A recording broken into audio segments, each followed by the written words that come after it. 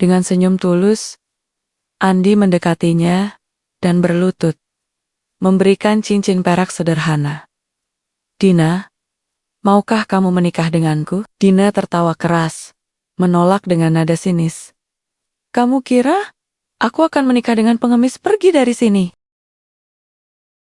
Aku bangun pagi-pagi sekali, sebelum ayam jantan di ujung kampung bersuara. Udara di gang mangga keempat masih lembab, bercampur bau tanah basah, dan sisa asap dari gerobak bakso yang pulang tengah malam. Aku membuka jendela kamar sempitku kayunya. Sudah lapuk, engselnya berderit dan menarik napas dalam-dalam. Ini bukan rumah mewah di Pondok Indah yang biasa ku tinggali. Ini tempat yang aku pilih sendiri. Sebuah kamar kontrakan 2x2 meter, tanpa AC. Hanya kipas angin yang bunyinya seperti pesawat mau jatuh. Tapi di sini, aku merasa hidup. Namaku Andi Pradipta, bukan nama yang asing di dunia bisnis Indonesia. Ayahku, Surya Pradipta, adalah pendiri sekaligus pemilik Garuda Nusantara, salah satu maskapai penerbangan swasta terbesar di negeri ini. Aku lahir di tengah kemewahan, mobil mewah, sekolah internasional, liburan ke Swiss setiap Natal. Tapi semakin tinggi menaranya, semakin jauh aku dari rakyat kecil, dan itu membuatku gelisah. 6 bulan lalu, aku memutuskan untuk menghilang, bukan karena kabur dari keluarga atau drama percintaan, tapi karena aku ingin tahu seperti apa rasanya menjadi orang biasa. Orang yang harus antri di KRL paji-paji buta, yang khawatir tagihan listrik melebihi gaji, yang diperlakukan beda hanya karena bajunya tidak bermerek. Aku ingin melihat Indonesia yang sebenarnya bukan dari jendela jet pribadi, tapi dari trotoar yang retak dan angkot yang bau keringat.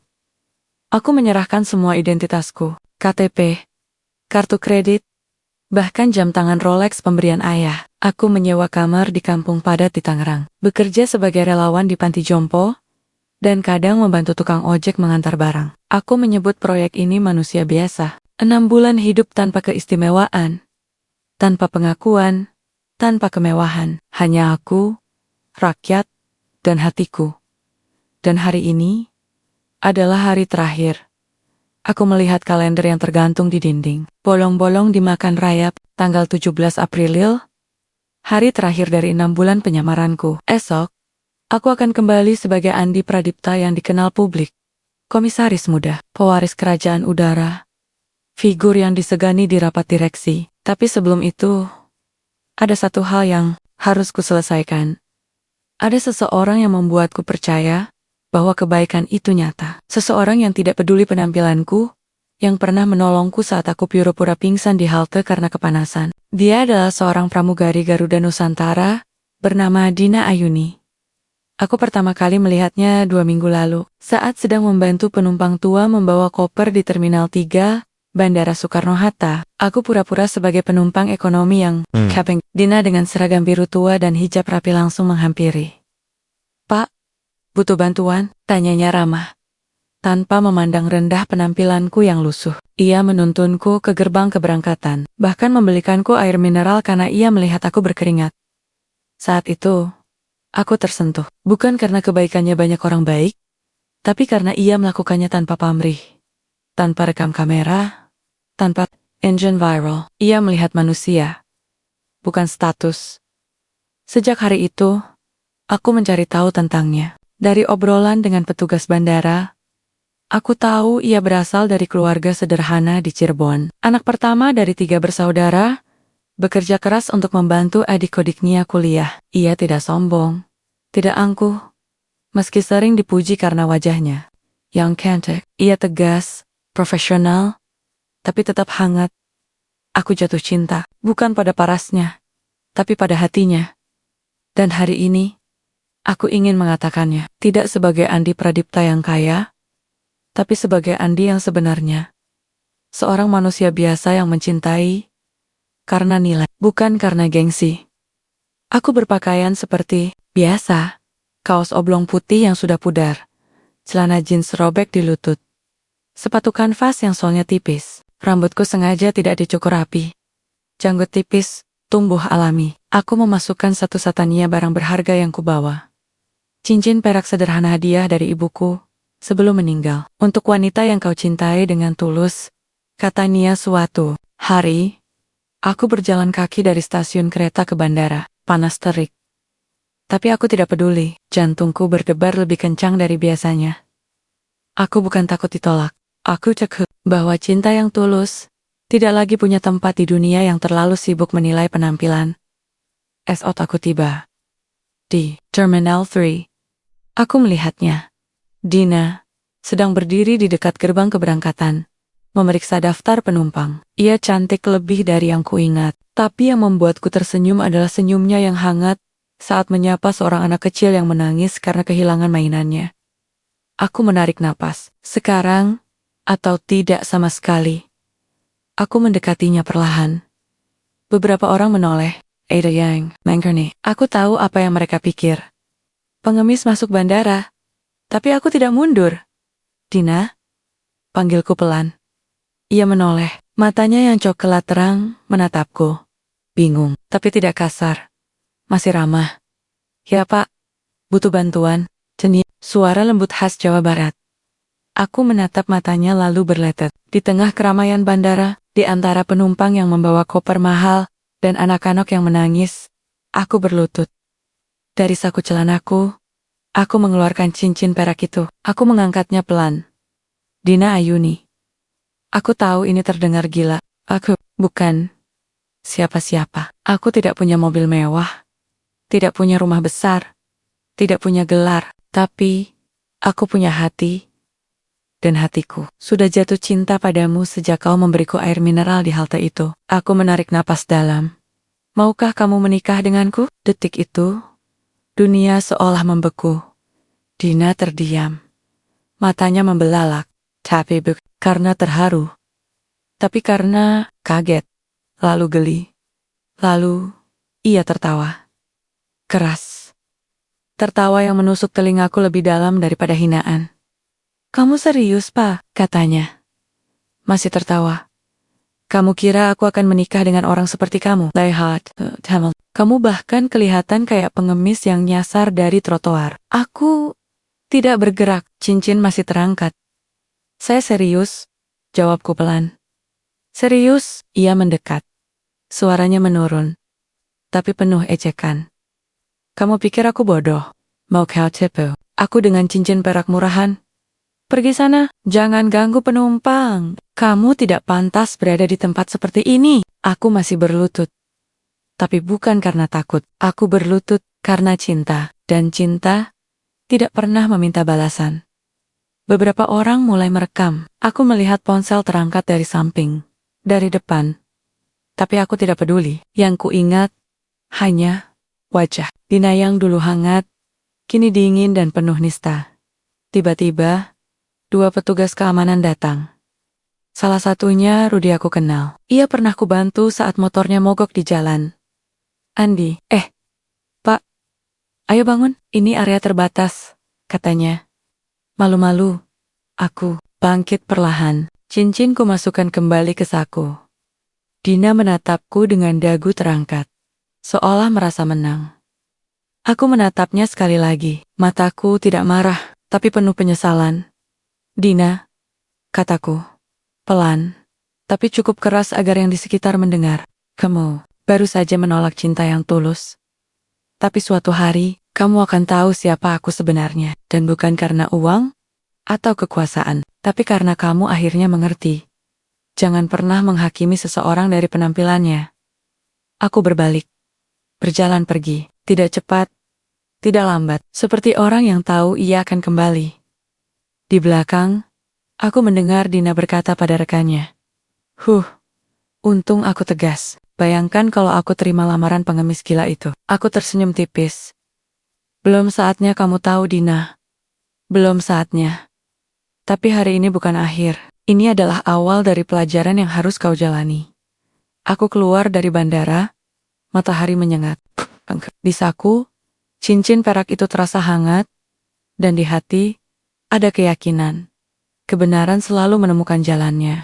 Aku berjalan menyusuri trotoar yang retak, menuju halte busway dekat stasiun Batu Ceper. Kaki terasa panas, menembus sol sepatuku yang tipis. Udara siang ini menyengat.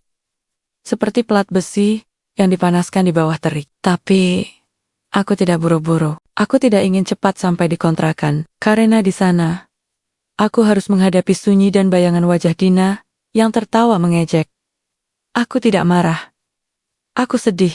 Bukan karena ditolak, aku tahu cinta tidak bisa dipaksakan, tapi karena nilai kemanusiaan, begitu mudah diinjak, hanya karena penampilan. Apa salahku? Karena tidak memakai jas dan dasi. Apa cinta harus dibayar dengan kartu kredit? Saat aku menunggu bus, aku melihat seorang anak kecil menjual tisu basah. Umurnya mungkin baru 8 tahun. Wajahnya kusam, bajunya compang-camping. Ia mendekati penumpang satu persatu. Beberapa mengusirnya, salah satunya bahkan menepis tangannya dengan kasar. Anak itu mundur, tapi tidak menangis, hanya menunduk, lalu pergi ke penumpang berikutnya. Aku menghampirinya. Berapa, nak? 2 bungkus. Pak, aku memberinya uang 2.000. Ambil semua, tapi tolong, jangan jualan di sini lagi. Terlalu panas. Pulang ke rumah. Ia menatapku. Bingung. Beneran, Pak? Aku mengangguk. Iya, kamu harus sekolah. Ia tersenyum. Lalu berlari pergi. Aku melihatnya masuk gang kecil. Menghilang di balik tembok bercat pudar. Disadar, sesuatu menyentuhku. Aku tidak berbeda jauh dengannya di mata orang seperti Dina. Hanya karena aku tidak memakai seragam yang benar. Aku dianggap tidak layak. Seperti anak kecil tadi. Seperti pengemis. Seperti sampah yang harus dibersihkan dari tempat berkelas. Aku naik bus yang penuh sesak, bau keringat, parfum murah, dan nasi bungkus bercampur jadi satu. Aku berdiri di dekat pintu, memegang pegangan besi yang sudah karatan. Di sebelahku, seorang ibu muda menggendong bayi. Ia terlihat lelah. Aku menawarkan tempat dudukku. Ayam malu. Tapi, aku bersikeras. Ia akhirnya duduk, mengangguk pelan, sebagai ucapan terima kasih di dalam hati. Aku tersenyum. Inilah manusia, saling membantu, tanpa pamrih, tanpa harus tahu siapa kita sebenarnya. Tapi, ketika aku tiba di kontrakan, senyum itu lenyap. Di ponselku sebuah smartphone murah, yang kubeli dengan uang hasil kerja relawan notifikasi, meledak. WhatsApp, Instagram, TikTok semua bergetar. Aku membuka TikTok dan di sana, di halaman utama, ada video berdurasi 58 detik. Aku, di bandara, berlutut, cincin di tangan. Dina yang tertawa.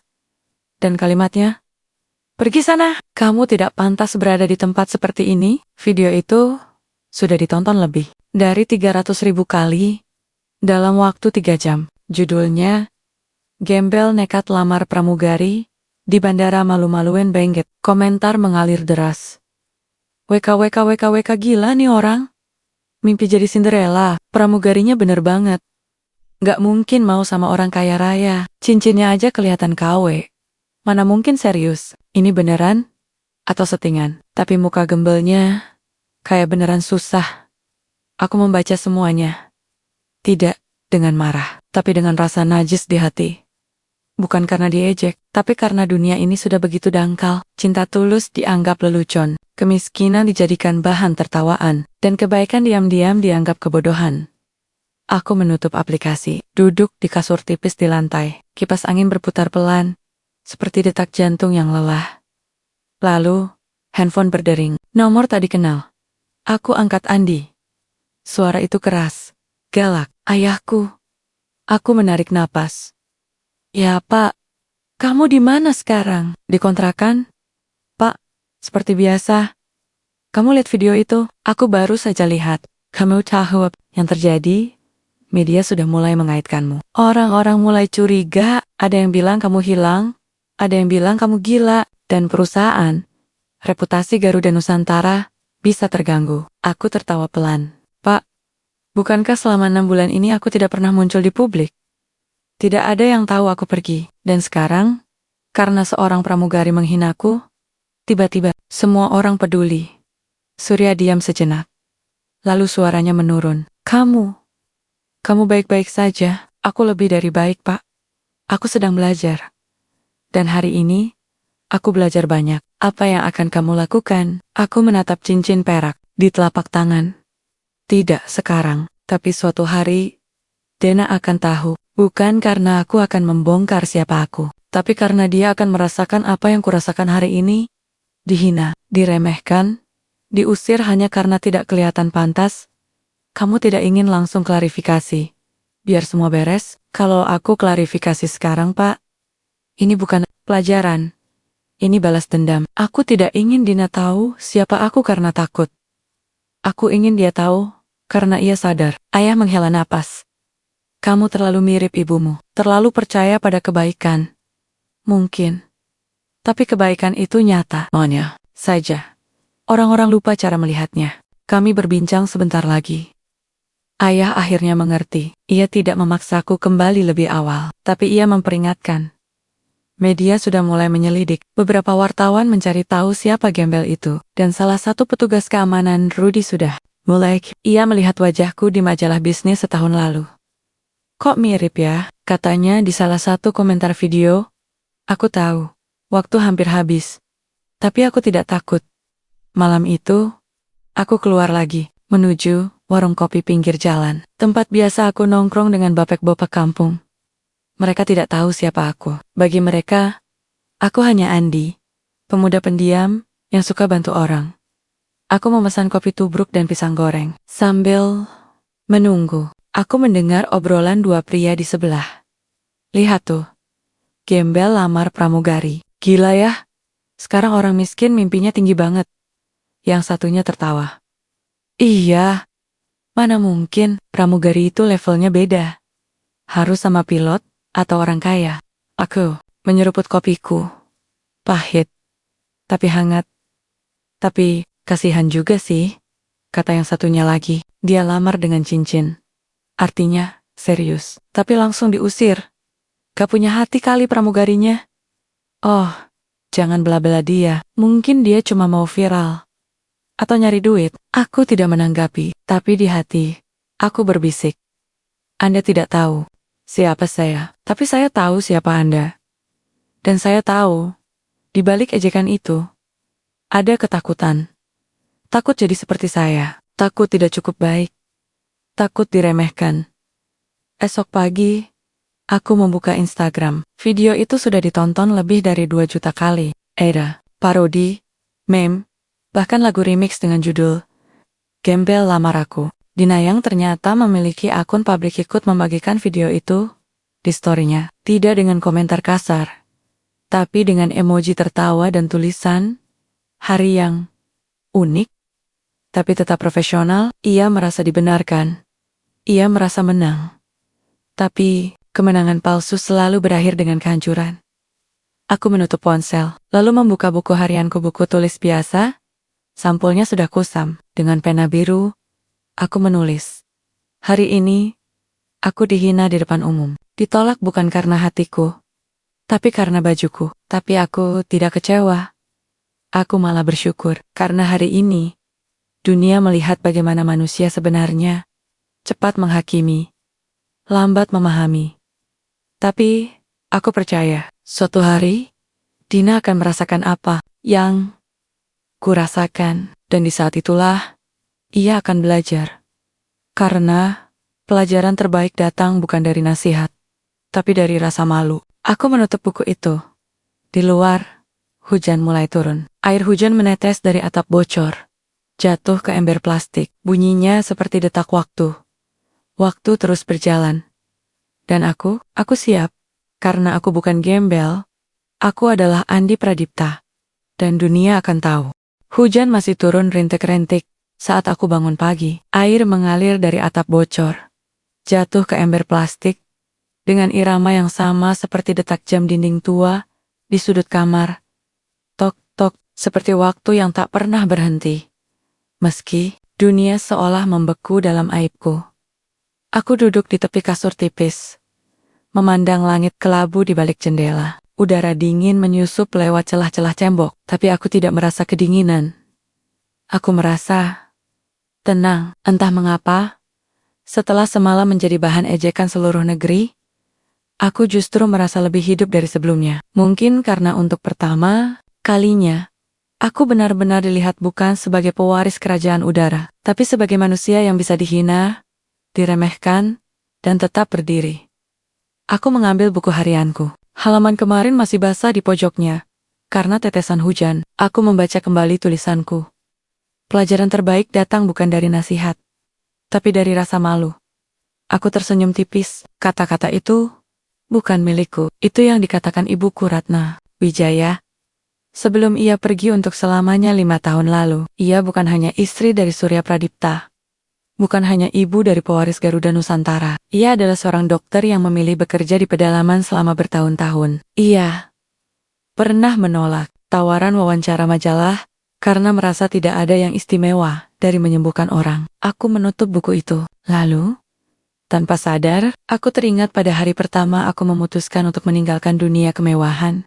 6 bulan yang lalu, Kantor Ayoku, lantai 25 gedung pencakar langit di Sudirman. Kaca besar menampilkan pemandangan Jakarta yang macet dan berdebu. Aku duduk di rapat direksi, mengenakan jas hitam, dasi sutra, jam tangan yang nilainya bisa membeli rumah di pinggiran kota. Kami membahas anggaran pemasaran untuk kampanye baru, terbang dengan martabat. Saat itu, seorang direktur pemasaran berkata, kita harus tonjolkan kesan eksklusif. Penumpang kelas ekonomi harus merasa bahwa bisnis kelas itu dunia lain. Egar, mereka bermimpi naik ke sana. Aku menatapnya, tapi bukankah tujuan kita melayani semua penumpang dengan martabat yang sama? Ia tertawa kecil. Andi, kamu terlalu idealis. Dunia bisnis bukan tentang perasaan, ini tentang perception. Orang beli tiket bukan karena nyaman, tapi karena merasa lebih baik dari yang lain. Aku diam. Tapi di dalam, hatiku teriris. Kemudian, setelah rapat, aku melihat sesuatu dari jendela. Seorang pria tua, berkemeja lusuh, sedang membersihkan kaca gedung dengan ember dan kain. Ia berdiri di ketinggian, di atas platform kecil, menggantung di sisi gedung. Angin kencang, tapi ia tetap bekerja. Aku tahu, gajinya mungkin tidak cukup untuk makan 3 kali sehari. Tapi ia tersenyum saat menyapa rekan kerjanya. Aku berpikir, apa yang dirasakan pria itu saat melihat kami di balik kaca ini? Apakah ia rendah? Apakah ia membenci kami? Atau justru, ia lebih bahagia dari kami? Malam itu, aku pulang ke rumah mewahku di Pondok Indah. Mobilku Rolls-Royce Phantom, dibersihkan oleh asisten. Aku masuk, disambut pelayan yang membungkuk. Aku duduk di sofa kulit impor, menatap lukisan mahal di dinding. Dan tiba-tiba, aku merasa asing. Seperti bukan rumahku, seperti aku hanya tamu di hidupku sendiri. Aku naik ke kamar ibu, masih seperti dulu. Rapi, sederhana di meja Castle, ada foto ibu sedang memeriksa anak kecil di posyandu terpencil, di Papua. Di bawahnya, kutipan yang ia tulis sendiri. Harga diri bukan dari apa yang kita miliki, tapi dari apa yang kita beri. Aku duduk di lantai, menangis. Keesokan harinya, aku menemui ayah. Ayah, aku mau pergi. Pergi? Kemana? Liburan? Tidak. Aku ingin hidup selama 6 bulan, sebagai orang biasa. Ayah menatapku seolah aku gila. Apa maksudmu? Aku ingin tahu rasanya menjadi rakyat kecil, tanpa uang, tanpa pengaruh, tanpa kemewahan. Aku ingin tahu, apakah aku masih dihargai sebagai manusia? Aku ingin tahu, apakah cinta, kebaikan, dan harga diri masih berarti tanpa status? Ayah diam lama lalu berkata, kamu bisa mati, atau diculik, atau terjebak dalam kehidupan yang tidak bisa kamu keluar lagi. Aku tahu risikonya, tapi kalau aku tidak mencoba, aku akan mati secara perlahan, menjadi boneka dari nama besar keluarga kita. Akhirnya, ayah mengizinkan, dengan satu syarat. Jika dalam 3 bulan aku meminta bantuan, ia akan menjemputku. Tapi kalau tidak, ia tidak akan mencariku. Aku setuju. Aku mulai dari nol. Aku menyewa kamar di Gang Mangga 4 Tangerang. Pemiliknya, Bu Rini, seorang janda paruh baya, tidak tahu siapa aku. Ia hanya tahu aku seorang anak Jakarta yang cari kerja sambilan. Aku membayar uang kontrakan 2 juta per bulan, uang yang kuperoleh dari menjual jam tangan Rolex yang diberi ayah saat ulang tahunku, hari pertama. Aku mendaftar sebagai relawan di Panti Jompo Sinar Harapan di Ciledug. Tugasku, membantu para lansia makan, membersihkan kamar, menemani mereka berbincang. Banyak yang bercerita tentang masa lalu mereka tentara, guru, petani, bahkan mantan pegawai negeri yang pensiun tanpa pensiun cukup. Mereka tidak punya apa-apa, tapi hati mereka hangat. Salah satunya, Pak Harun 82 tahun. Mantan sopir bus kota. Ia buta sebelah. Tangannya gemetar. Tapi setiap pagi ia selalu menyapa semua orang dengan senyum. Nak, dunia ini kejam. Kalau kamu tak punya uang. Katanya suatu hari. Tapi, dunia ini indah. Kalau kamu punya hati. Aku menangis diam-diam di kamar mandi panti. Setelah 2 minggu, aku mulai membantu di dapur umum. Untuk korban banjir di Petamburan, aku memasak nasi goreng, membagikan beras, menenangkan anak-anak yang kehilangan rumah. Di sana, aku melihat bagaimana manusia bisa kehilangan segalanya, rumah, keluarga, identitas, tapi masih bisa tertawa. Lalu, aku mulai naik angkot, bukan karena tidak bisa beli mobil, tapi karena aku ingin merasakan bagaimana rakyat kecil berjuang setiap hari. Panas, sesak, bau, dan perlakuan petugas yang kasar. Tapi di antara semua itu, aku melihat kebaikan. Seorang ibu menawarkan tempat duduk untuk nenek tua. Seorang anak muda membayar ongkos penumpang yang kehabisan uang. Aku mulai memahami, Indonesia yang sebenarnya bukan di gedung pencakar langit, tapi di trotoar, di angkot, di kontrakan sempit, di hoti orang-orang yang terus berjuang tanpa pengakuan. Dan di tengah semua itu, aku bertemu Dina. Aku pertama kali melihatnya di halte dekat bandara. Ia sedang membantu seorang nenek membawa koper besar. Nenek itu tersandung. Dina langsung menopangnya. Tidak peduli seragamnya kotor. Ia menungguin nenek itu sampai bus datang. Bahkan membayarkan ongkosnya. Aku yang pura-pura kebingungan mendekat. Permisi mbak, ini bus ke Tangerang? Ya. Dina tersenyum. Iya pak, tapi nanti harus ganti di Poris. Aku pura-pura bingung. Oh, saya belum pernah naik ini. Ia tidak menghakimi, tidak memandang rendah. Ia malah duduk di sebelahku, menjelaskan rute. Bahkan membelikanku air mineral, karena melihat aku kepanasan. Saat itu, aku melihat sesuatu yang langka. Kebaikan tanpa pamrih. Aku mulai mencarinya, tahu jadwal terbangnya, sengaja datang ke bandara saat ia bertugas. Kadang aku pura-pura butuh bantuan navigasi. Kadang aku hanya duduk di kejauhan, memperhatikan caranya menyapa penumpang ramah, tegas, tapi tetap rendah hati. Aku jatuh cinta, bukan karena ia cantik, tapi karena ia memperlakukan semua orang sama.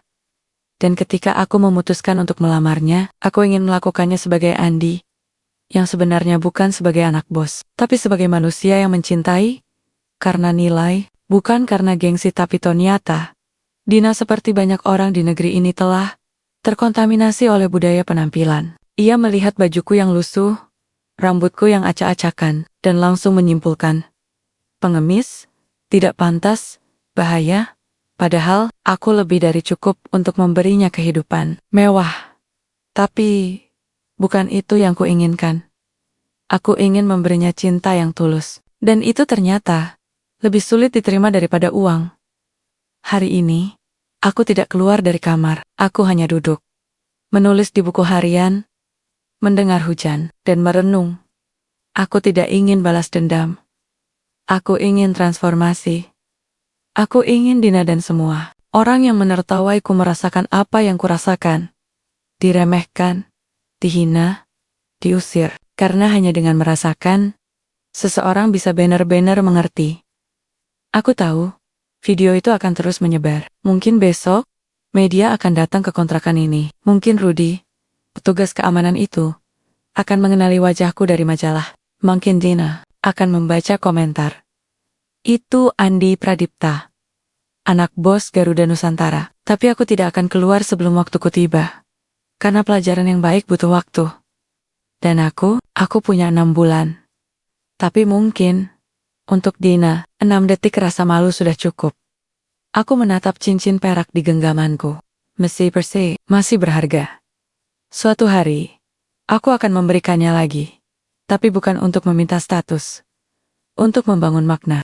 Aku bangun dengan rasa kemenangan yang aneh, mengalir di dada, seperti habis memenangkan lomba yang tidak kusangka bisa kumenangkan. Aku membuka mata, menatap langit-langit kamar apartemenku di Cengkareng, langit-langit yang putih bersih, tanpa retak, tanpa bocor. Cahaya matahari masuk lembut dari jendela kaca ganda. Aroma parfum mahal dari diffuser menyelimuti ruangan. Aku menarik selimut katun Mesir, lalu mengambil ponsel dari meja samping tempat tidur. Dan di situ, dunia sudah berubah. Video kemarin yang kurekam salah satu penumpang dan kusimpan di galeri tiba-tiba muncul di trending TikTok. Bukan hanya lokal, juga masuk For You page internasional. Judulnya, Pramugari Garuda Nusantara tolak lamaran gembel di bandara. Legendary. Aku membuka videonya. Di sana, aku terlihat anggun, tegap, dengan hijab rapi dan seragam biru tua yang pas di badan. Dan di depanku, dia, pria berkemeja putih lusuh, celana jeans robek, rambut acak-acakan, berlutut, memegang cincin murahan. Dan aku tertawa, lalu berkata dengan nada tegas, "Pergi sana! Kamu tidak pantas berada di tempat seperti ini." Aku menontonnya 3 kali. Dan setiap kali, aku merasa bangga, bukan karena aku kejam, tapi karena aku tegas. Aku melindungi diriku. Aku tidak mau ditipu. Aku tidak mau jadi korban scam cinta ala pengemis yang ingin viral atau minta uang. Aku mengecek komentar. Wow! Pramugarinya keren banget, tegas dan cantik. Gembelnya nekat banget sih. Lamar orang di bandara, gak melo. Ini contoh perempuan modern. Nggak gampang dibohongin. Garuda Nusantara harus apresiasi pramugarinya. Dia selamatkan reputasi maskapai. Aku tersenyum. Bahkan ada yang membuat fan art aku dengan caption, "The Queen of Class." Akun Fashion Mentek aku menawarkan kolaborasi. Salah satu influencer besar berkomentar, "Dina Yuni, kamu inspirasi perempuan karier. Stay strong." Aku tidak menyangka ini akan terjadi. Aku hanya melakukan yang seharusnya menolak orang yang jelas-jelas tidak masuk akal. Tapi kini, aku seperti selebriti dadakan. Aku mandi dengan air hangat, memakai scrub favoritku, lalu merapikan rambutku yang terlindung hijab seharian. Setelah itu, aku memilih baju kerja dengan hati-hati. Hari ini, aku terbang ke Denpasar. Aku ingin tampil sempurna, bukan hanya untuk penumpang, tapi untuk kamera. Sebelum berangkat, aku mengunggah story Instagram. Foto diriku di depan cermin, senyum percaya diri, dengan tulisan, "Hari yang unik, tapi tetap profesional." Garuda Nusantara. Pramugari profesional. Notos Love tidak lama. Notifikasi meledak, chosen likes. Banyak teman kerja yang memuji. Salah satunya, Rani, rekan satu tim. Dan, "Kamu keren banget." Aku dengar petugas keamanan, sampai kasihan sama si gembel itu. "Tapi kamu benar. Orang kayak gitu bisa bahaya." Aku balas, "Iya, Ron. Aku cuma mau aman, gak mau jadi berita pramugari diperdaya pengemis." Kami tertawa lewat chat. Di pesawat, suasana berbeda. Para awak kabin membicarakan kejadian itu. Beberapa penumpang bahkan mengenali wajahku. "Kamu yang di video itu kan?" tanya seorang penumpang bisnis kelas. Aku tersenyum sopan. "Mungkin, Pak. Tapi saya hanya melakukan tugas." Ia tertawa. "Wah, kamu pahlawan. Bayangkan kalau kamu terima, nanti tiap hari ada gembel lamar di bandara." Penumpang lain ikut tertawa. Aku ikut tertawa juga. Tapi di dalam, ada sesuatu yang mengganjal. Kenapa si gembel itu begitu tenang saat diusir? Kenapa ia berkata, "Suatu hari kamu akan tahu siapa aku sebenarnya." Dengan nada yang tidak marah, tidak takut, tapi justru seperti yakin. Aku menggelengkan kepala. "Jangan lemah, Dina. Itu cuma trik psikologis, biar kamu merasa bersalah." Tapi bayangannya tidak hilang. Setelah mendarat di Denpasar, aku punya waktu 3 jam sebelum penerbangan balik. Aku memutuskan untuk jalan-jalan ke pusat oleh-oleh. Aku membeli khas Bali, kerajinan tangan, kopi dan tas kulit yang cukup mahal. Lalu aku foto di depan toko pos Semperna. Hijab rapi, latar pantai, aku unggah di Instagram, caption, reward. Setelah menolak lamaran gembel, hidup harus terus berjalan. Self-love, pramugari bahagia dalam sejam. Postingan itu dapat 10.000 likes. Banyak yang memuji gaya hidupku. Hidupmu kayak mimpi. Aku pengen jadi pramugari kayak kamu. Tapi di antara ribuan komentar, satu yang menarik perhatianku. Arroba user Anon 77. Kamu tahu nggak siapa dia? Itu Andi Pradipta, anak bos Garuda Nusantara. Dia lagi ngerjain proyek hidup sederhana. Kamu baru saja menghina pewaris maskapai sendiri. Enjoy your flight. Aku tertawa kecil. Hoax lagi. Aku hapus komentar itu. Tapi, entah kenapa, kata-kata itu membekas Andi Pradipta. Nama itu terdengar familiar. Aku buka Google. Andi Pradipta, Garuda Nusantara. Hasil pertama, artikel dari Forbes Indonesia. Tahun lalu, anak muda terkaya 2023, Andi Pradipta, pewaris Garuda Nusantara yang hidup sederhana. Aku klik. Foto muncul. Jantungku berhenti. Pria itu mirip sekali dengan si gembel. Rambutnya lebih rapi. Bajunya jas mahal. Tapi wajahnya tajam, tirus, mata tajam yang tenang. Senyumnya lembut. Dan di tangannya, cincin perak sederhana. Aku menelusuri artikel Andi Pradipta, 29. Dikenal rendah hati meski mewarisi kerajaan penerbangan. Ia sering menyamar sebagai rakyat kecil untuk memahami kondisi lapangan. Saya ingin tahu, bagaimana penumpang sebenarnya diperlakukan. Katanya, aku merasa dunia berputar. Aku membuka video lagi. Memperbesar wajah si gembel. Matanya, sama. Senyumnya saat berlutut. Tidak marah. Tidak memohon. Tapi, tulus. Aku mengecek database karyawan Garuda Nusantara Akses yang hanya dimiliki awak kabin senior. Aku ketik Andi Pradipta. Hasil muncul. Nama Andi Pradipta, jabatan Komisaris Independen, status aktif, catatan anak dari Surya Pradipta, founder dan CEO. Aku pingsan. Bukan secara harfiah, tapi secara batin. Dunia yang tadi begitu terang, tiba-tiba gelap. Aku bukan pahlawan. Aku bukan tegas. Aku memalukan diriku sendiri. Aku menghina anak bosku, pewaris maskapai tempat aku bekerja, orang yang bisa menghentikan karierku dengan satu telepon. Dan aku menertawakannya di depan umum. Aku membuka DM Instagram. Ada satu pesan dari akun @relawan. Peduli. Kamu baru saja menghina orang yang selama ini menyumbang 2 M per bulan untuk korban bencana. Tapi dia tidak pernah pamer. Kamu malah pamer karena menolak cintanya. Ironis? Ya. Aku menutup ponsel, duduk di lantai kamar mandi pesawat. Napasku sesak, bayangan wajahnya muncul. Bukan sebagai gembel, tapi sebagai manusia yang mencintai tulus. Dan aku menolaknya dengan ejekan. Aku menangis. Tidak keras, tapi dalam. Air mata yang tidak bisa kusembunyikan di balik hijab, di balik seragam, di balik senyum profesional. Aku bukan lagi di atas angin. Aku jatuh bebas. Dan aku tahu, ini baru permulaan. Aku tidak tahu berapa lama. Aku duduk di lantai kamar mandi pesawat itu. Dingin, kecil, terkunci. Seperti penjara yang aku buat sendiri. Air mata terus mengalir. Bukan karena takut dipecat. Bukan karena malu di depan umum. Tapi karena aku menyadari betapa dangkalnya aku. Aku menilai seseorang hanya dari penampilannya. Aku tertawa karena merasa superior. Aku merasa lebih baik hanya karena memakai seragam rapi dan sepatu bermerek. Padahal, di balik semua itu, aku hanyalah anak dari keluarga biasa di Cirebon yang bekerja keras agar tidak dikatakan gagal oleh tetangga. Dan kini, aku mungkin benar-benar gagal. Aku membuka ponsel lagi. Tangan masih gemetar. Aku kembali ke Google. Kali ini, aku mengetik Andi Pradipta, proyek hidup sederhana. Hasilnya menghantamku seperti palu.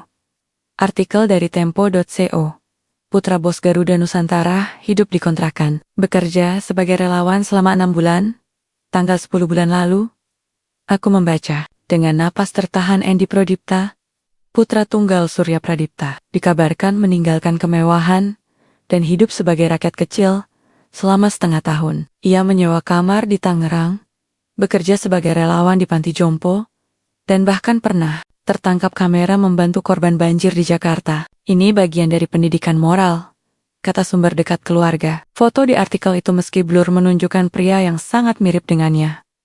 Kaos putih, celana jeans, rambut tidak rapi, tapi yang membuat darahku membeku adalah cincin perak di jari manisnya. Sama persis dengan yang ia tunjukkan padaku. Aku menutup mata. Rasanya seperti ditusuk ribuan jarum. Aku bukan hanya salah menilai. Aku menghina orang yang seharusnya aku hormati. Orang yang rela turun dari kemewahan untuk memahami rakyat termasuk aku, yang bekerja di maskapainya. Dan aku malah mengusirnya seperti sampah. Aku membuka TikTok. Video itu kini sudah ditonton lebih dari 5 juta kali. Komentar terus mengalir. Tapi yang dulu memujiku, kini mulai berubah. @citizen serius. Gue ngefollow akun keluarga Pradipta, bro. Lihat story-nya. Andi emang lagi proyek hidup sederhana. Mbak pramugarinya kena karma nih. @truthseeker_id. Bayangin, kamu ditolak cintanya sama orang yang selama ini dayam-dayem.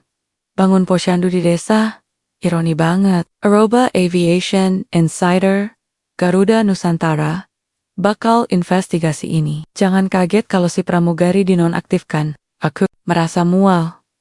Aku mencari akun Instagram resmi Garuda Nusantara. Di highlight tentang kami, ada foto keluarga pendiri, Surya Pradipta. Dan di sampingnya, Andi. Tersenyum, elegan, tapi matanya tenang, bijaksana. Aku zoom in, dan aku yakin, itu dia. Pria yang kemarin berlutut di depanku. Pria yang kusebut tidak pantas berada di tempat seperti ini. Padahal, aku yang mungkin tidak pantas berada di maskapai ini. Penerbangan balik ke Jakarta terasa seperti hukuman. Aku duduk di kursi awak kabin. Tapi tidak bisa tidur. Tidak bisa membaca. Tidak bisa berpura-pura tenang. Setiap kali petugas lain menyapa aku merasa mereka tahu. Padahal, belum ada yang tahu. Tapi aku tahu waktuku tinggal sedikit.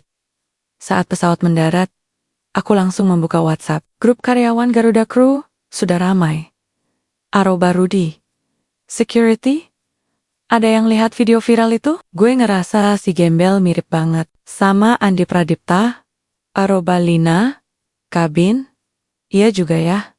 Kok bisa ya? Tapi mana mungkin anak bos hidup kayak gitu. @Rudi. Security. Gue sempat lihat dia di halte dekat bandara minggu lalu. Bantu orang tua. Gue kasih air. Dia bilang terima kasih, Pak, hati-hati di jalan.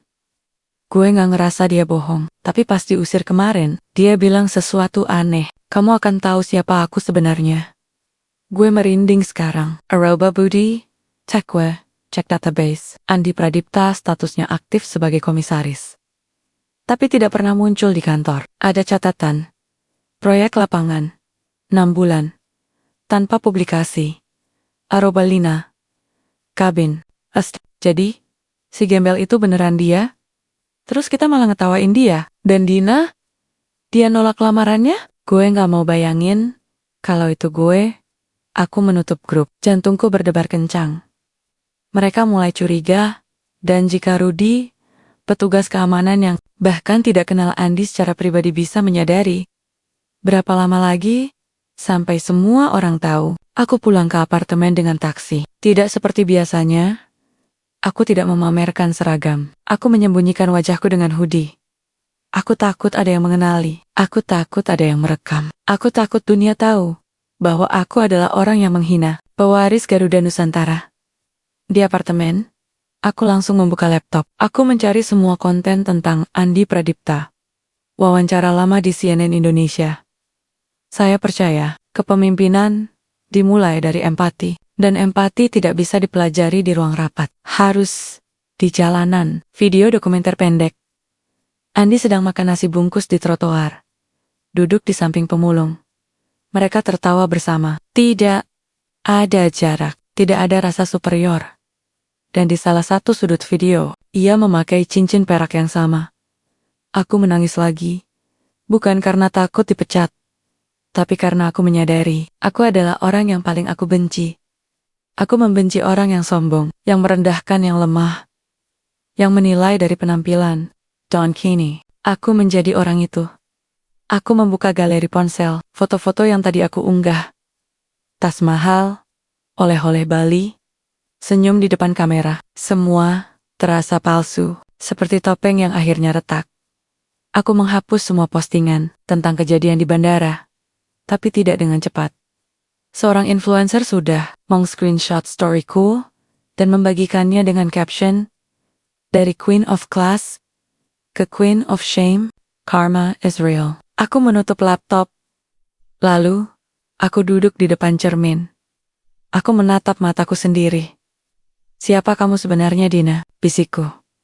"Apakah aku pramugari yang profesional, atau hanya perempuan yang takut jatuh ke kelas bawah? Apakah aku bangga pada diriku, atau hanya pada apa yang orang lain pikir tentangku?" Aku teringat masa kecilku. Ayahku, seorang guru SD, ditinggal pacarnya yang kaya karena tidak cukup baik untuk keluarga kami.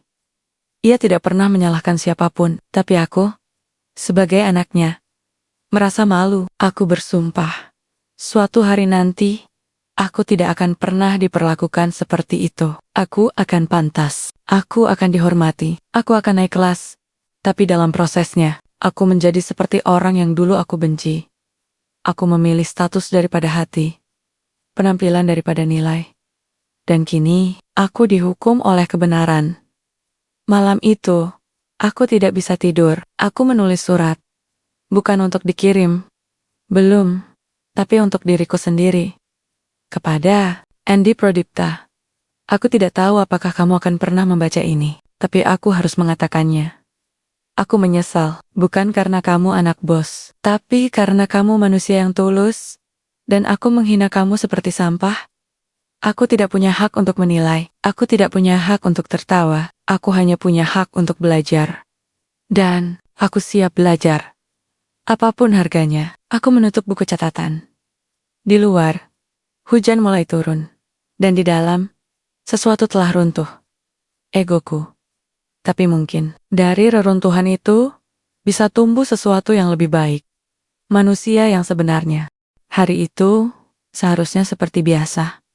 Jadwal terbang ke Surabaya, persiapan seragam, briefing awak kabin, senyum profesional untuk penumpang. Tapi pagi-pagi buta. Sebelum aku sempat mengenakan hijab, ponselku berdering. Nomor kantor pusat Garuda, Nusantara, HRD, Divisi Disiplin dan Etika. Jantungku langsung berdebar, seperti tahu apa yang akan terjadi. Aku angkat, suara gemetar. "Halo, Dina Ayuni di sini." "Bu Dina, ini dari HRD Garuda Nusantara. Kami mohon kehadiran Ibu hari ini, pukul 10 pagi di kantor pusat, lantai ke-7. Ada hal penting yang harus dibicarakan secara langsung." "Hal penting? Apa? Apa ini terkait insiden di bandara kemarin?" "Ya Bu, mohon datang tepat waktu. Tidak perlu membawa dokumen. Kami sudah memiliki semua rekaman." Sambungan diputus. Aku berdiri membeku. Ponsel terjatuh ke kasur. Rekaman? Apa maksudnya? Apakah mereka punya CCTV? Apakah petugas keamanan merekam semuanya? Apakah mereka sudah tahu siapa sebenarnya pria itu? Aku membuka laptop dengan tangan gemetar, mencari lagi artikel tentang Andi Pradipta, membaca ulang wawancaranya. Saya ingin tahu bagaimana penumpang diperlakukan. Apakah mereka dilihat sebagai manusia? Atau hanya sebagai tiket yang menghasilkan uang? Dan aku memperlakukannya seperti sampah. Aku mandi cepat, tapi tidak seperti biasanya. Tidak pakai scrub, tidak pakai parfum. Aku mengenakan blazer dan kemeja putih dengan gerakan kaku, seperti orang yang akan menghadiri pemakaman, mungkin pemakaman karirku. Pukul 9.45, aku tiba di gedung Garuda Nusantara. Gedung yang dulu kubanggakan sebagai tempat kerjaku, kini terasa seperti penjara megah. Lantai marmer mengkilap, lampu kristal, dan patung burung Garuda di lobi yang dulu membuatku bersemangat, kini terasa menghakimi. Aku ada janji dengan HRD, lantai 7. Kataku pada resepsionis. Ia menatapku sejenak, lalu berkata pelan, "Silakan naik, Bu Dina. Mereka sudah menunggu." Lift bergerak perlahan. Setiap lantai yang dilewati terasa seperti detik menuju hukuman. Saat pintu terbuka di lantai 7, aku melihat 2 orang duduk di ruang tunggu. Rudy, petugas keamanan bandara, dan seorang wanita dari humas yang pernah kulihat di rapat internal. Mereka menatapku.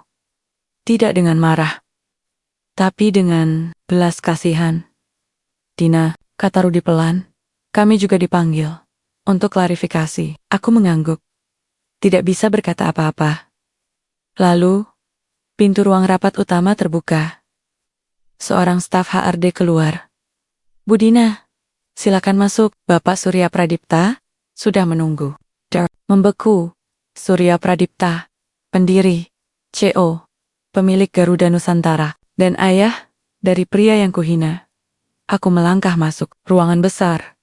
Meja panjang, jendela lebar yang memperlihatkan landasan pacu Soekarno-Hatta, dan di ujung meja, duduk tegak seorang pria paruh baya, wajah tegas, mata tajam seperti elang. Ia tidak berdiri, tidak menyambut, hanya menatapku di sampingnya.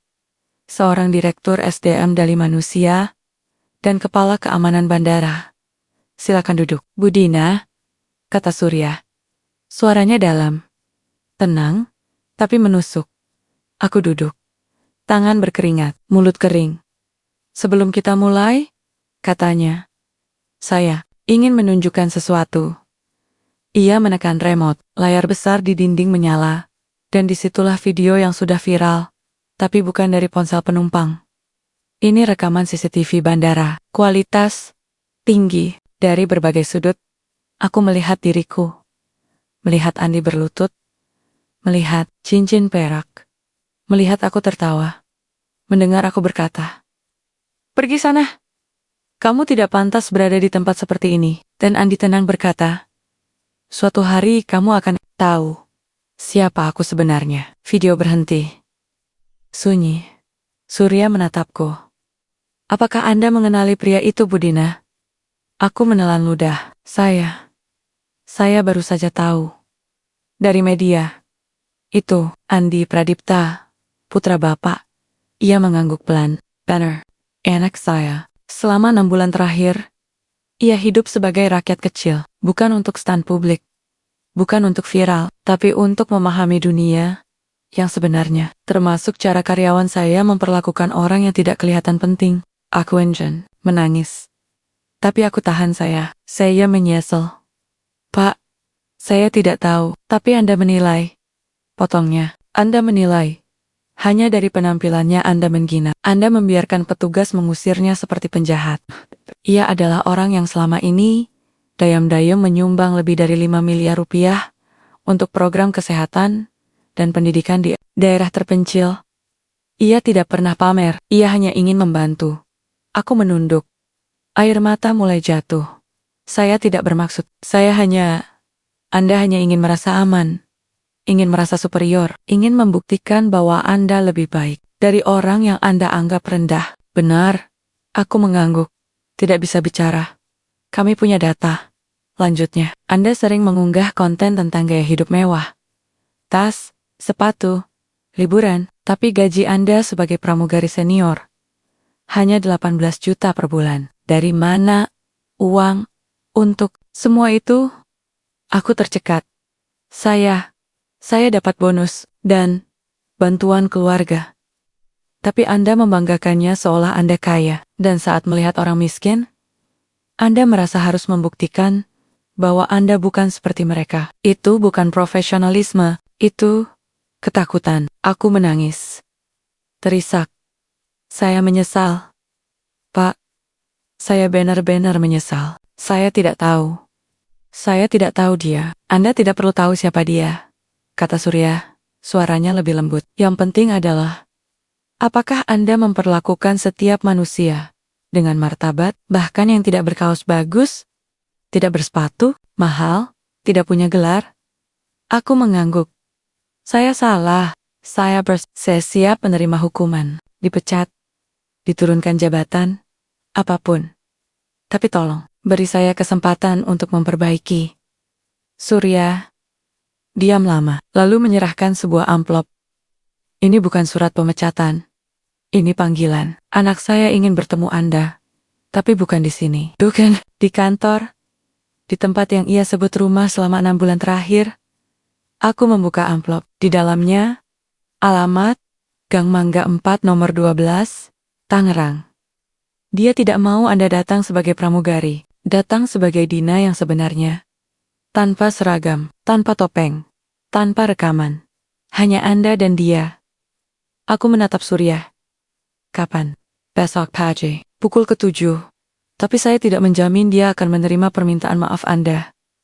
Karena yang ia cari, bukan balas dendam. Tapi pemahaman. Aku pulang dengan taksi. Tapi kali ini, aku tidak menutupi wajah. Aku biarkan orang melihat mataku yang bengkak karena menangis. Aku biarkan dunia tahu bahwa aku hancur. Tapi untuk pertama kalinya, aku merasa nyata.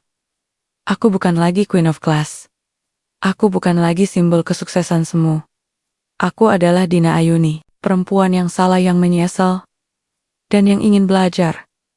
Dan besok, aku akan pergi ke Tangerang, untuk menghadap orang yang kuhina, untuk menatap mata Andi, dan untuk berharap bahwa cincin perak itu belum terlambat untuk dimaknai. Kembali. Pagi itu, aku bangun sebelum alarm berbunyi. Langit masih kelabu. Awan tebal menggantung seolah menahan hujan. Aku tidak mandi dengan ritual seperti biasa, tidak scrub, tidak masker, tidak parfum mahal. Aku hanya mandi cepat, memakai baju paling sederhana yang kumiliki. Kaos putih lusuh yang dulu kugunakan untuk olahraga, celana jeans lama yang sudah pudar, dan sepatu kanvas yang solnya tipis. Aku tidak memakai makeup, tidak menyisir rambut terlalu rapi, bahkan hijabku kugunakan yang paling polos hitam. Tanpa bordir, tanpa aksesori, aku ingin pergi. Sebagai diriku yang sebenarnya, bukan sebagai pramugari, bukan sebagai selebriti viral, tapi sebagai perempuan yang telah jatuh dari taktanya sendiri. Aku menatap cermin. Wajahku terlihat asing, tidak bersinar, tidak percaya diri, tapi jujur. Untuk pertama kalinya, dalam bertahun-tahun, aku melihat Dina yang sebenarnya bukan versi yang ingin dilihat orang. Aku mengambil tas kecil, hanya berisi surat permintaan maaf yang sudah kutulis semalam, air mineral, dan uang receh seadanya. Aku tidak membawa ponsel mewahku. Aku membawa ponsel lama yang dulu kugunakan sebelum naik jabatan. Karena aku tahu, di Gang Mangga 4, tidak ada sinyal kuat, tidak ada wifi, tidak ada yang peduli siapa aku.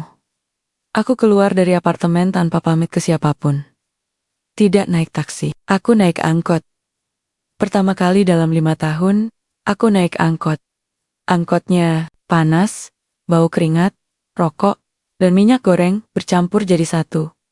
Kursi plastiknya retak, lantainya kotor. Penumpangnya berdesakan ibu-ibu, bawa sayur bapek-bopak bawa karung. Anak sekolah tidur sambil pegang tas. Aku duduk di ujung, berpegangan pada tiang besi yang panas. Seorang nenek duduk di sebelahku. Ia membawa keranjang kecil, berisi telur. Ia menatapku, lalu tersenyum. Anak muda, capek ya? Aku mengangguk. Iya bu, kerja jauh? Ke Tangerang. Cari seseorang. Ia mengangguk-angguk. Cari orang baik-baik ya, jangan sampai salah jalan. Di sana banyak gang kecil, gampang nyasar. Aku tersenyum tipis. Terima kasih bu. Ia lalu mengeluarkan roti dari tasnya. Ini, makan, biar kuat. Aku menolak. Tidak usah bu, saya sudah makan. Terima aja. Nenek kasih, karena sayang. Bukan karena kamu butuh, tapi karena nenek mau berbagi. Aku menerimanya. Roti tawar dengan selai strawberry, sederhana, tapi hangat. Dan di saat itulah, aku menangis. Bukan karena sedih, tapi karena baru kali ini aku merasa diperlakukan sebagai manusia, bukan sebagai status. Di bandara, aku dihormati karena seragam. Di media, aku dipuji karena penampilan. Tapi di angkot ini, nenek ini memberiku roti karena kasih. Bukan karena aku pantas. Aku makan perlahan. Rasanya seperti pertama kali makan dengan hati. Saat aku tiba di Gang Mangga 4, hujan mulai turun. Jalanan sempit berubah menjadi lumpur. Aku berjalan pelan, menghindari genangan air. Nomor demi nomor. Ku cari, hingga akhirnya, aku berdiri di depan nomor 12. Kamar kontrakan kecil. Dinding bercat hijau pudar. Jendela kayu lapuk. Di depannya, seorang ibu paruh baya sedang menjemur pakaian. "Permisi, Bu," kataku pelan. "Saya cari Andi." "Andi Pradipta." "Iya." Menatapku. "Bingung, Andi? Yang tinggal di kamar belakang?" "Iya." "Apakah dia masih di sini?" Ia mengangguk. "Iya. Tapi dia lagi pergi. Baru tadi pagi keluar. Bantu Bu Rini angkat air, karena pompa rusak. Boleh saya tunggu di sini?" Menatapku dari ujung sampai ujung. "Kamu siapa? Teman dia?" Aku menelan ludah. Saya orang yang menghinanya di bandara." Wajah ibu itu langsung berubah. "Oh, kamu ya?" Aku menunduk. "Iya. Saya datang untuk minta maaf." Ia diam sejenak, lalu berkata, "Masuklah, duduk di teras. Tapi, jangan harap dia langsung maafin kamu. Andy itu baik, tapi dia tidak suka orang munafik." Aku duduk di kursi plastik yang sudah retak. Hujan turun semakin deras. Aku tidak peduli basah. Aku hanya menatap pintu kamar Andi yang tertutup. Di bawah jendela, ada pot kecil berisi kemangi tanaman yang dulu kudengar ia rawat setiap pagi. Lama aku menunggu. 1 jam, 2 jam. Hujan reda, udara lembab, lalat beterbangan. Anak-anak bermain di luar, tertawa, berlari di genangan. Aku duduk, tanpa ponsel, tanpa hiburan, hanya menunggu dan merenung. Aku teringat kata-kata Surya Pradipta. "Apakah Anda memperlakukan setiap manusia dengan martabat?" Dan aku tahu jawabannya. Tidak. Aku tidak memperlakukan Andi dengan martabat. Aku tidak memperlakukan pemulung dengan martabat. Aku bahkan tidak memperlakukan diriku sendiri dengan martabat karena aku hidup dengan topeng sekitar pukal. 10,3. Aku mendengar langkah kaki. Seseorang datang, membawa ember besar berisi air. Badannya basah, rambutnya basah, tapi ia tersenyum kepada Bu Rini yang menerima ember itu. Lalu ia menoleh, dan matanya bertemu denganku. "Andi." Tapi bukan Andi yang kuhina di bandara, bukan Andi yang kubayangkan sombong atau munafik.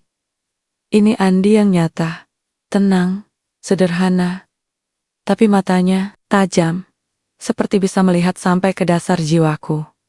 Ia berdiri diam, tidak terkejut, tidak marah, hanya menatap. Aku berdiri, kaki gemetar. "Andi." Suaraku pecah. "Saya datang untuk minta maaf." Ia meletakkan ember, lalu duduk di kursi plastik di seberangku. Tidak mengajakku masuk, tidak menawarkan minum, hanya duduk. "Katakan," katanya pelan. Aku menarik napas, mengeluarkan surat dari tas, tapi ia mengangkat tangan. "Tidak perlu surat.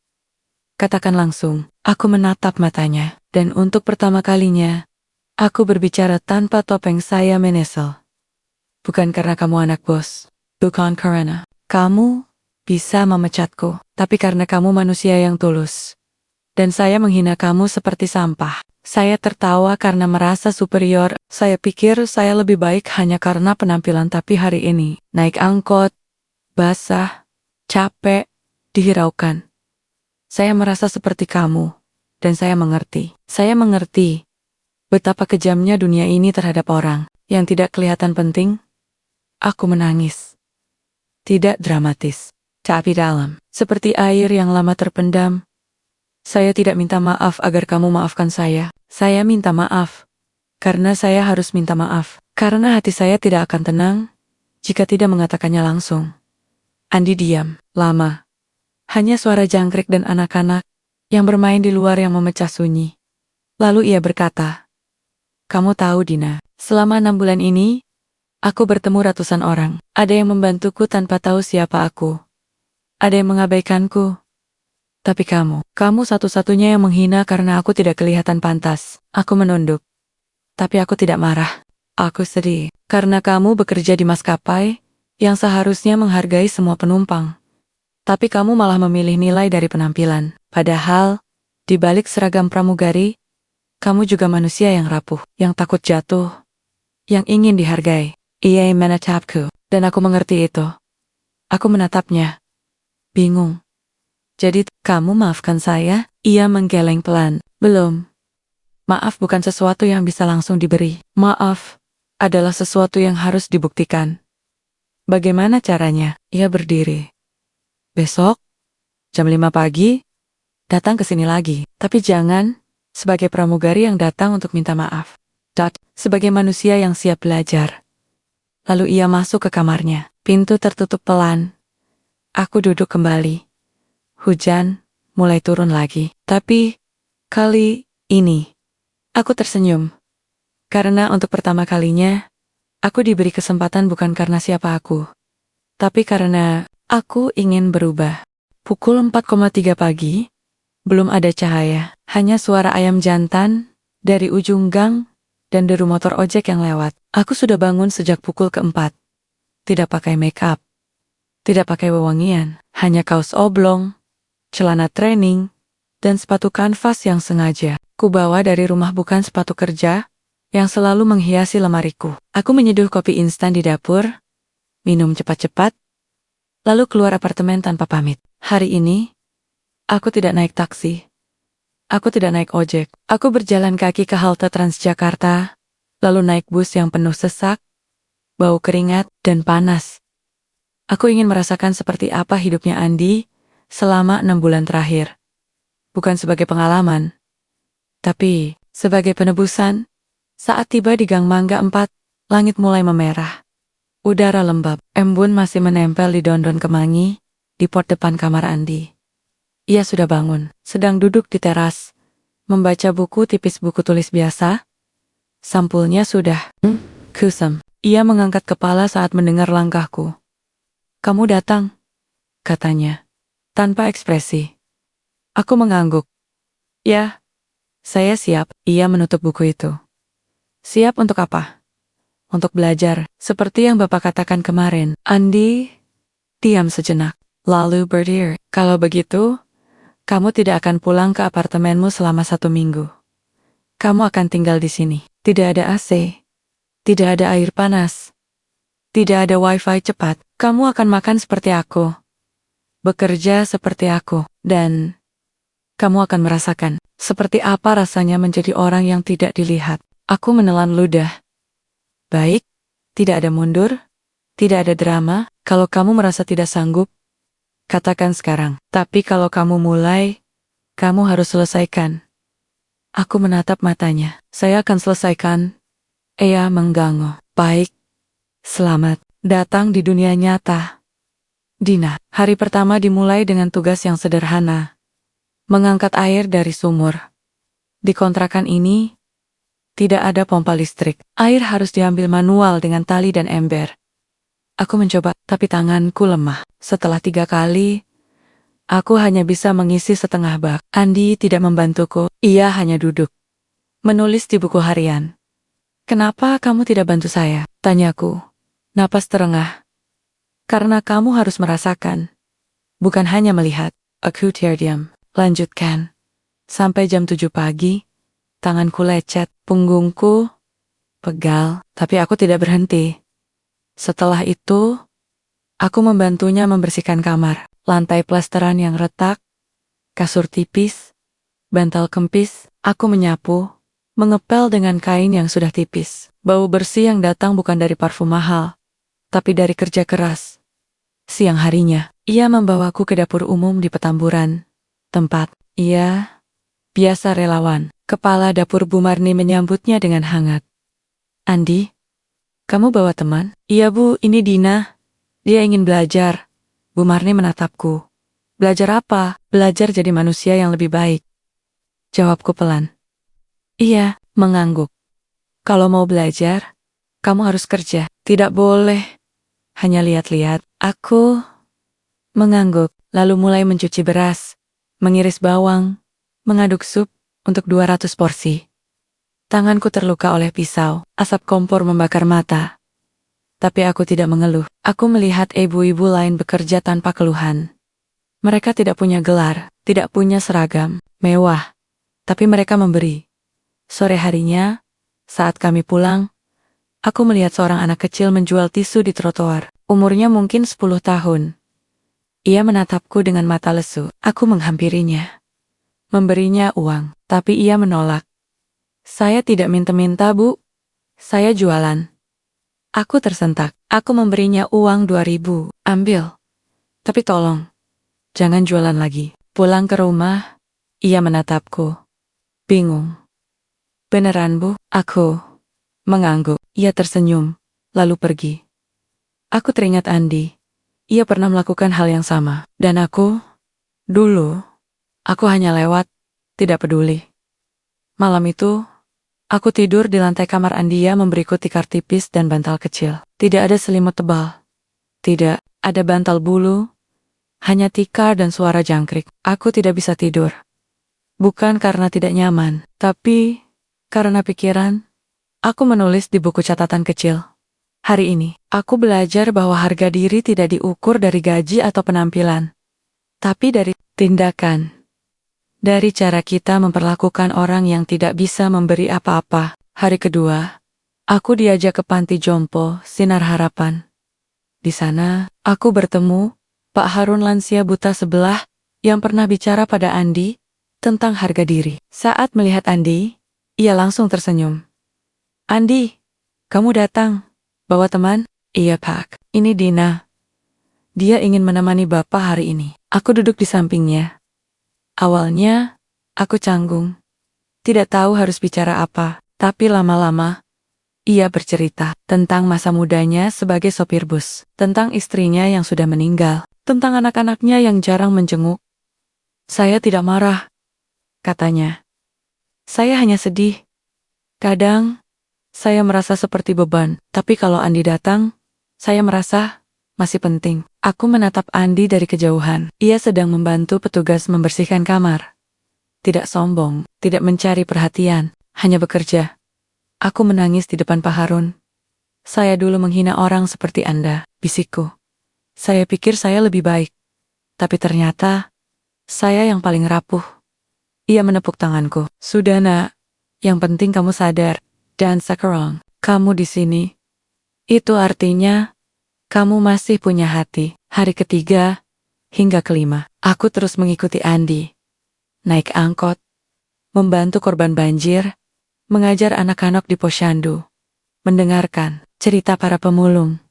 Tidak sekalipun aku membuka ponsel untuk medias, tidak sekalipun aku memikirkan penampilanku. Aku hanya fokus pada apa yang bisa kuberi. Dan perlahan, sesuatu berubah. Aku tidak lagi merasa malu dengan bajuku yang lusuh. Aku tidak lagi takut dilihat orang. Aku mulai tersenyum pada orang asing. Mulai menawarkan bantuan tanpa diminta. Aku merasa ringan. Seperti topeng yang selama ini kugunakan, akhirnya pecah. Hari ke-6 malam, aku duduk di teras bersama Andi. Hujan rintik-rintik. Kami tidak bicara, hanya menikmati hening. Lalu, aku berkata, saya sudah menulis surat permintaan maaf yang panjang. Tapi saya tahu, surat itu tidak cukup, karena maaf bukan tentang kata-kata, tapi tentang perubahan. Andi menatapku. Kamu sudah berubah? Aku sedang berusaha. Saya tidak tahu, apakah kamu akan pernah memaafkan saya. Tapi, saya ingin kamu tahu. Saya tidak datang untuk mencari pengampunan. Saya datang untuk bertobat. Ia diam, lalu berkata, kamu tahu, di dunia ini ada dua jenis manusia. Yang menilai dari penampilan, dan yang melihat dari hati. Kamu dulu yang pertama. Sekarang, kamu sedang belajar menjadi yang kedua. Aku menatapnya. Apakah saya sudah cukup? Ia menggeleng. Belum. Tapi kamu sudah mulai. Dan itu yang paling penting. Aku tersenyum. Air mata jatuh. Tapi kali ini, bukan karena menyesal, tapi karena harapan. Esok hari adalah hari terakhir. Aku tidak tahu apa yang akan terjadi. Tapi aku tahu satu hal. Aku tidak akan pernah menjadi Dina yang dulu lagi. Hari ke-7, pagi terakhir aku di Gang Mangga 4. Aku bangun sebelum ayam berkokok. Udara masih gelap, tapi hatiku terasa terang. Aku tidak bergegas, aku duduk di tikar. Menatap langit yang mulai memerah. Di sebelahku, Andi sudah duduk di teras, menulis di buku harian. Ia tidak menoleh, tapi aku tahu ia sudah tahu aku bangun. Hari ini kamu kembali ke duniamu, katanya tanpa menatap. Aku mengangguk. Iya. Tapi kamu tidak akan langsung kembali ke pesawat. Kamu akan mengikuti program yang sama seperti yang pernah kamu hina. Hidup sebagai rakyat kecil. Di tempat yang dulu kamu anggap bukan untukmu. Aku menatapnya. Apa maksudnya? Ia menyerahkan secari kertas. Di atasnya tertulis, program sampul bukan buku. Tahap simulasi lapangan peserta. Dina Ayuni lokasi. Bandara Internasional Soekarno-Hatta. Terminal 1 dan 2 durasi. 72 jam peran. Penumpang ekonomi tanpa identitas. Aku menelan ludah. Saya harus kembali ke bandara. Sebagai orang biasa, bukan hanya sebagai orang biasa, katanya, tapi sebagai orang yang tidak dikenal, tidak dihormati, dan tidak dipercaya. Kamu tidak boleh menunjukkan siapa kamu. Tidak boleh menyebut nama. Tidak boleh meminta bantuan khusus. Kamu hanya boleh bertahan dengan apa yang kamu punya. Uang receh, pakaian lusuh, dan kebaikan orang lain. Aku menatapnya. Ini hukuman. Ia menggeleng. Ini ujian terakhir. Karena kalau kamu bisa tetap baik di tempat yang pernah membuatmu sombong, maka kamu benar-benar berubah. Aku mengangguk. Pukul 6 pagi, aku berangkat. Tidak ke Terminal 3 yang mewah, tapi ke Terminal 1, tempat penerbangan domestik murah, ramai, kotor, dan penuh kekacauan. Aku mengenakan baju yang sengaja dikotori sedikit, kaos putih compang-camping, celana jeans robek di lutut, sepatu kanvas yang sudah tipis solnya. Rambutku tersembunyi di balik hijab sederhana. Tidak ada seragam, tidak ada lencana, tidak ada tas branded di tangan, hanya tas gendong kecil berisi uang tunai Rp50.000, air mineral, botol plastik roti tawar, 1 bungkus buku, catatan kecil. Aku masuk ke bandara seperti penumpang ekonomi biasa. Tidak ada petugas menyapaku. Tidak ada penumpang menoleh. Aku tidak terlihat. Dan itu menyakitkan. Dulu, aku selalu dihormati di sini. Penumpang menyapaku. Petugas membungkuk.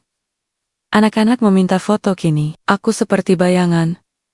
Dipush saat antri. Diabaikan. Shot pertanian dipandang sebelah mata. Aku duduk di bangku dekat gerbang keberangkatan. Di sebelahku, seorang ibu muda menggendong bayi yang menangis.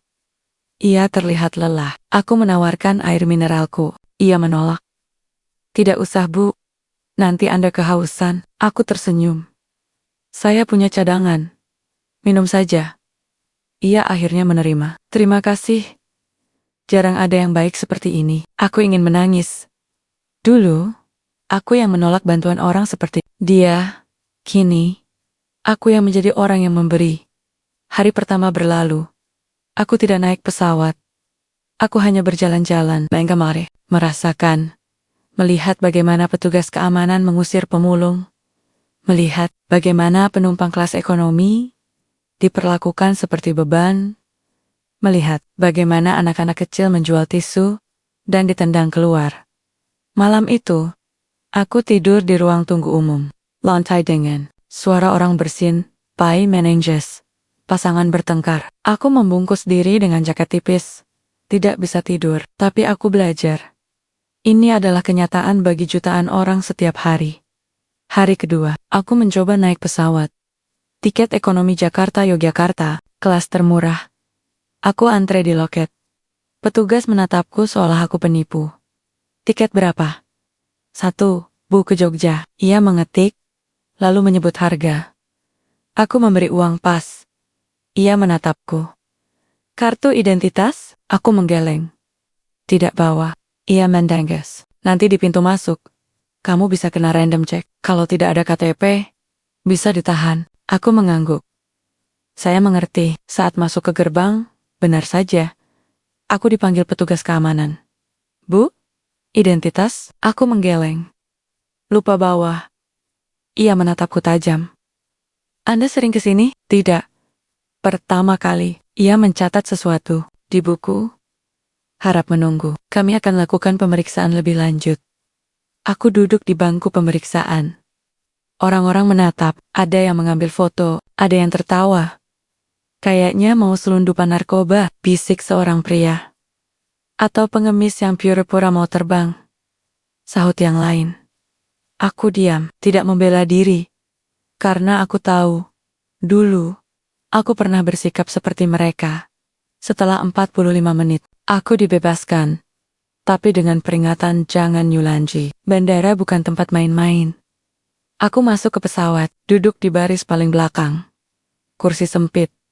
Tidak bisa recline. Anak di depan menendang kursiku. Aku tidak marah. Aku hanya tersenyum saat ibunya meminta maaf. Pesawat mendarat di Yogyakarta. Aku tidak punya tempat menginap. Aku naik bus umum ke Terminal Giwangan. Di sana, aku duduk di bangku kayu. Lapar, lelah.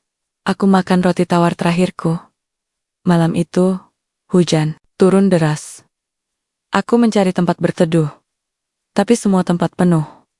Akhirnya, aku duduk di bawah kolong jembatan. Basah, kedinginan. Aku menulis di buku catatan. Dulu, aku mengusir Andi dari bandara. Karena dia tidak pantas. Kini, aku duduk di kolong jembatan. Basah, lapar, tidak dihormati. Dan aku tahu, yang tidak pantas bukan dia, tapi aku. Hari ketiga, aku kembali ke Jakarta. Naik bus malam duduk di bangku paling belakang.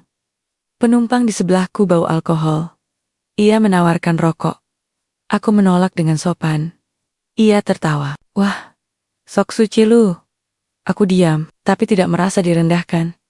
Karena aku tahu, kebaikan bukan untuk dipuji, tapi untuk dilakukan. Saat tiba di Terminal 1 Soekarno-Hatta, aku sudah tidak punya uang. Hanya sisa 5.000 rupiah. Aku ingin pulang ke gang, Mangga 4, tapi tidak tahu bagaimana caranya tanpa ongkos. Aku duduk di halte bus dekat bandara. Hujan rintik-rintik. Aku menunduk.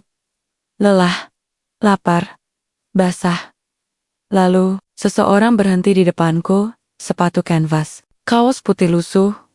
Aku menatap ke atas. Andi. Ia tidak bicara, hanya memberiku payung kecil. Lalu duduk di sampingku, kami diam lama. Hanya suara hujan dan bus yang lewat. Lalu ia berkata, pelan. Sekarang kamu tahu rasanya. Aku menatapnya. Air mata jatuh bercampur hujan. Iya. Sekarang saya tahu. Dan kamu masih di sini. Tidak lari. Tidak menyerah. Edwardenia, kamu sudah berubah. Aku menatap matanya. Apakah saya sudah cukup untuk dimaafkan? Ia tersenyum tipis. Maaf bukan hak saya untuk berikan. Tapi kamu sudah membuktikan sesuatu yang lebih penting. Kamu belajar.